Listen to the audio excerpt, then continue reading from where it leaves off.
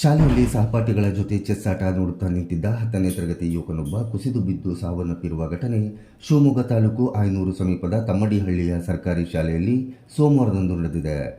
ವಿನಯ್ ಎಂಬ ಯುವಕ ಶಾಲಾ ಆವರಣದಲ್ಲಿ ಏಕಾಏಕಿ ಕುಸಿದು ಬಿದ್ದಿದ್ದಾನೆ. ಕೂಡಲೇ ಪೋಷಕರಿಗೆ ವಿಷಯ ತಿಳಿಸಿದ ಶಿಕ್ಷಕರು ವಿನಯ್ನನ್ನು ಆಯನೂರು ಸರ್ಕಾರಿ ಆಸ್ಪತ್ರೆಗೆ ದಾಖಲಿಸಿದ್ದಾರೆ. ಆದರೆ ವಿದ್ಯಾರ್ಥಿ ಸ್ಥಿತಿ ಗಂಭೀರವಾದ್ದರಿಂದ ಕೂಡಲೇ ಶಿವಮೊಗ್ಗದ ಮೆಗಾನ್ ಆಸ್ಪತ್ರೆಗೆ ಆಂಬ್ಯುಲೆನ್ಸ್ ಮೂಲಕ ರವಾನಿಸಲಾಗಿದೆ.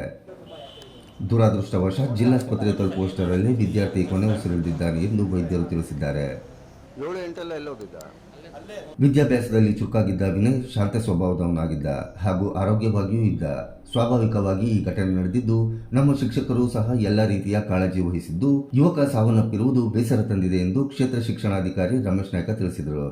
ಸೊ ಹೆಡ್ ಮಾಸ್ಟರ್ ಟೀಚರ್ಸು ಏನು ಬೇಕೋ ಎಲ್ಲ ಪ್ರಿಕಾಷನರಿಯಾಗಿ ಕಾಳಜಿ ತೊಗೊಂಡು ಮಾಡಿದ್ದಾರೆ. ಆದರೂ ಆ ಮಗು ಬದುಕಿಲ್ಲ. ಸೊ ಅದು ನಮಗೆ ಸಂತಾಪ ಇದೆ. ಇಲ್ಲಿ ಹಾಸ್ಪಿಟ್ಲಲ್ಲಿ ಅದಕ್ಕೆ ಈಗೆಲ್ಲ ಇದು ಮಾಡ್ತಿದ್ದಾರೆ. ಅದ್ರ ಬಗ್ಗೆ ಭಾಳ ಮಗು ತೀರ್ಕೊಂಡಿದ್ದು ಭಾಳ ಬೇಸರದ ಸಂಗತಿ. ನಮ್ಮ SLC ಮಕ್ಕಳ ಮಗು ಅದು. ಶಾಲೆಯಲ್ಲಿ ನೆಚ್ಚಿನ ಶಿಷ್ಯನಾಗಿದ್ದ ವಿನಯ್ ಆಟಪಾಠಗಳಲ್ಲಿ ಶಿಕ್ಷಕರ ಮನಸ್ಸನ್ನು ಗೆದ್ದಿದ್ದ.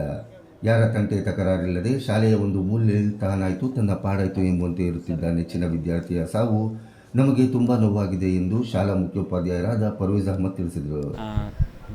Government high school Tammadihalli head master ಮಾತಾಡೋದು. ವಿನಯ್ JK ಅಂತ ಹೇಳಿ ನಮ್ಮ ಶಾಲೆಯ ಹುಡುಗ. ಅವನು ಈ ಮಕ್ಕಳು ಆಟ ಆಡೋ ಟೈಮಲ್ಲಿ ಚೆಸ್ ಆಡ್ತಾಯಿದ್ರು. ಆಡೋ ಟೈಮಲ್ಲಿ ಅವನು ಪಕ್ಕದಲ್ಲಿ ಕೂತ್ಕೊಂಡು ನೋಡ್ತಾನೆ ಇದಕ್ಕಿದ್ದಂಗೆ ಅವನಿಗೆ ತಲೆ ತಿರುಗಿ ಬಿದ್ದಿದ ತಕ್ಷಣ ನಾವೆಲ್ಲ ಓಡಿಬಂದು ಎತ್ತಿ ಅವನಿಗೆ ನೀರು ಕುಡಿಸಿ ಕಾಲೆಲ್ಲ ಇದು ಮಾಡಿ ಅವನಿಗೆ ಅವ್ರ ಪೇರೆಂಟ್ಸನ್ನು ಕರೆಸಿದ ತಕ್ಷಣ ಅವನಿಗೆ ಐನೂರು ಹಾಸ್ಪಿಟ್ಲಿಗೆ ಕರ್ಕೊಂಡು ಬಂದ್ವಿ.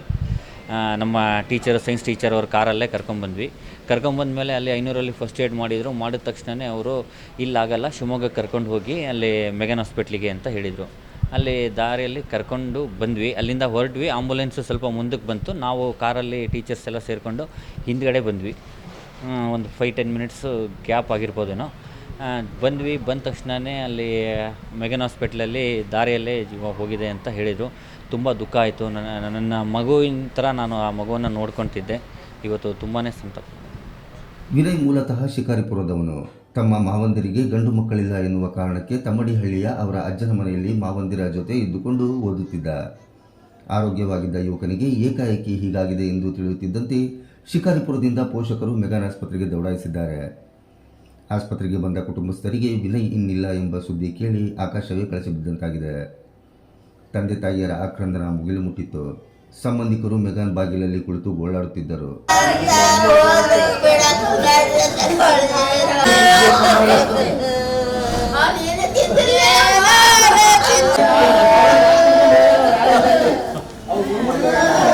ಸೀದಾ ಐನೂರಿಗೆ ಕರ್ಕೊಂಡು ಹೋದ್ವಿ. ಅಲ್ಲಿ ಏನು ಟ್ರೀಟ್ಮೆಂಟ್ ಮಾಡಲೇ ಇಲ್ಲ. ಆಕ್ಸಿಜನ್ ಒಂದು ಹಾಕಿರು, ಒಂದು ಡ್ರಿಪ್ ಹಾಕಿ ಶಿವಮೊಗ್ಗ ಕರ್ಕೊಂಡು ಹೋಗ್ರಿ ಅಂತ ಕಳಿಸಿರು. ಇಲ್ಲಿ ದಾರಿಲಿ ಬರ್ತಾ ಅಲ್ಲಿ ನಾವು ಕರ್ಕೊಂಡು ಹೋಗ್ಬೇಕಾದ್ರೆ ಒಂದು ಸ್ವಲ್ಪ ಉಸಿರಾಡ್ತಿದ್ದ. ಅಲ್ಲೇ ಏನಾರು ಇದು ಮಾಡ್ಬೋಯ್ತು. ಐನೂರಿಗೆ ಏನೂ ಮಾಡಲೇ ಇಲ್ಲ. ಇಲ್ಲಿ ಹೋರಿ ಅಂತ ಕಳಿಸಿದ್ರು. ಬರೋದ್ರಾಗ ಇಲ್ಲಿ ಒಳಗೆ ಕರ್ಕೊಂಡು ಹೋದರೆ ಹೋಗಿದೆ ದಾರಿಲಿ ಅಂತ ಹೇಳ್ತಿದ್ದಾರೆ ಇವರು. ಅನುಮಾನ ಇದೆ ಸರ್, ಅನುಮಾನ ಇರೋದಕ್ಕೆ ಅದು ಮತ್ತೆ ಕೇಸ್ ಮಾಡೋಕ್ಕೆ ಹೊಂಟಿರೋದು ಸರ್. ಇದು ಏನಂತ ಗೊತ್ತಿಲ್ಲ. ಮೈಯೆಲ್ಲ ಹಳದಿ ಆಗಿದೆ. ಅದೊಂಚೂರು ನಮಗೆ ಗೊತ್ತಾಗಬೇಕಲ್ಲ ಏನಾಗಿದೆ ಅಂತ. ಮಾಸ್ಟ್ರದ ಬಗ್ಗೆ ನಾವು ಹೇಳೋಂಗಿಲ್ಲ ಸರ್. ಸ್ಕೂಲಲ್ಲಿ ಏನಾಗಿತ್ತು ಅಂತ ಯಾರಿಗೂ ಏನು ಗೊತ್ತಾಗಲ್ಲ. ಅವ್ರ ಪಾಡಿಗೆ ಅವ್ರು ಡ್ಯೂಟಿ ಮಾಡ್ತಿರ್ತಾರೆ. ಆರೋಗ್ಯವಾಗಿದ್ದ ಯುವಕ ಏಕಾಏಕಿ ಸಾವನ್ನಪ್ಪಿರುವುದು ನಮಗೆ ಅನುಮಾನ ತಂದಿದೆ ಎಂದು ಪೋಷಕರು ಇದೀಗ ಪೊಲೀಸ್ ಠಾಣೆಯಲ್ಲಿ ದೂರು ನೀಡಲು ಮುಂದಾಗಿದ್ದಾರೆ.